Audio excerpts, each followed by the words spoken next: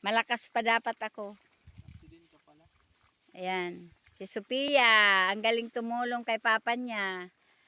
Para sa, iniipon ni Sophia yung mga guma. Ano tawag niyan? Alamre, para paggawa ng atip. Ayan o. Sipag ni sister, mama mo o. Ayusin mo na yan, Bernadette. Binibidyohan mo na si papa mo. Oh, ikaw taga-abot ng ng kugon.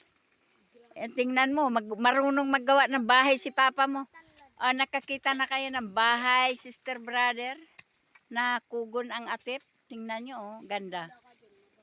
Nakita ko sa inyo. Yan, oh.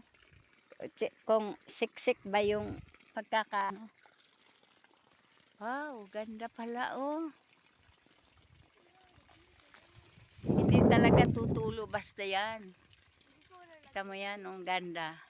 Yan ang pag-aatip ng kugon. Ayan, oh. Tag-isang ganito, oh. Tag-isang taling ganyan, oh. Ayan. Yan, ipanaatip yan. Pag marunong naman kayo magawa ng walis, pwede rin gawin ng walis to. Kaya, dito sa probinsya, wala kayong problema sa atip.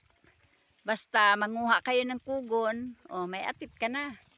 Ayan si Bernadette, nagpapaulan. Bernadette, huwag ka magpaulan dyan. Baba ka na, be. Ayan. Ayan, si Sophia na lang ang kulang. Ay, naglalagari naman na si Sophia.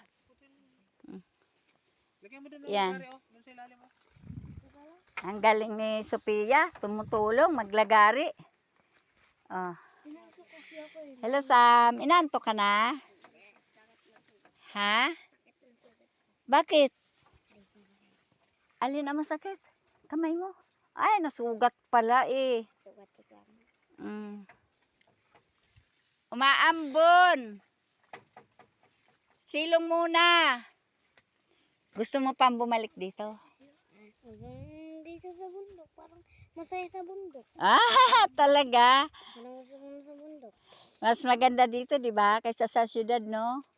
Oh. Maganda. Kasi makakagawa ka pa ng kubahay. Oo, sasama ka dito. Sasama ka dito kay papa mo. Gagawa si papa mo ng bahay dito. Ayun naman. Dito na talaga kayo. Oh, dito naman sila ninong, doon naman kami. Oo. Unti pa lang atip nila ninong. Oo, ay, ang galing. Marunong pala ito si Sam magplano eh. Dito daw ang bahay nyo. Doon daw